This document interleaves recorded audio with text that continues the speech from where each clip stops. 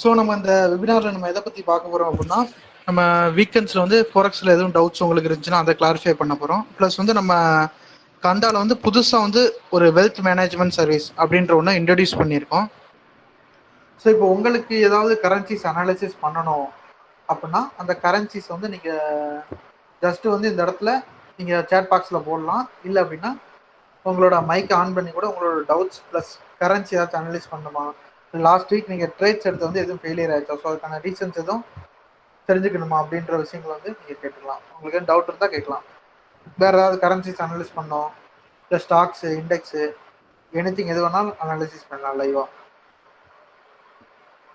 Sir இப்போ எனக்கு ஒரு டவுட் இருக்குது சார். கேளுங்க சார். சார் இப்போ ஒரு 2-3 days யூரோ ஜிபிபி ஒரு டவுட் வந்துட்டார். Euro GBP sir. Euro GBP எடுக்குமா? ஆமாங்க சார்.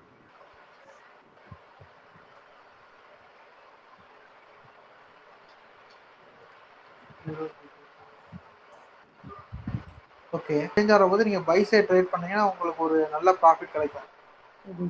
இப்போ கொஞ்சம் டவுன் ஆகிட்டு திரும்ப அகைன் பை எடுத்தீங்கன்னா கூட இந்த லெவலில் உங்களுக்கு ட்ரெண்டு சேஞ்ச் ஆகிற பார்த்து ஒரு 100 பிப்பு இந்த லெவலுக்குள்ளே நீங்கள் ட்ரெண்டு சேஞ்ச் ஆகாமல் பாருங்கள். இங்கேருந்து எடுத்தீங்கன்னா கூட இது வரைக்கும் ஹோல்ட் பண்ணீங்கன்னா கூட ஒரு 200 பிப்புக்கு மேலே வந்து உங்களுக்கு கிடைக்கிறதுக்கு பாசிபிலிட்டிஸ் இருக்குது. ஆனால் 200 பிப்பு நீங்கள் ஹோல்ட் பண்ணுமா அப்படின்னா இப்போ இடையில ட்ரெண்டு சேஞ்ச் ஆச்சுன்னு வச்சுக்கோங்களேன், நீங்கள் வந்து சடனாக வந்து அந்த ட்ரேடை வந்துட்டு க்ளோஸ் பண்ணிடுங்க. ஓகேங்க சார். நீங்கள் ஓகேங்க சார்.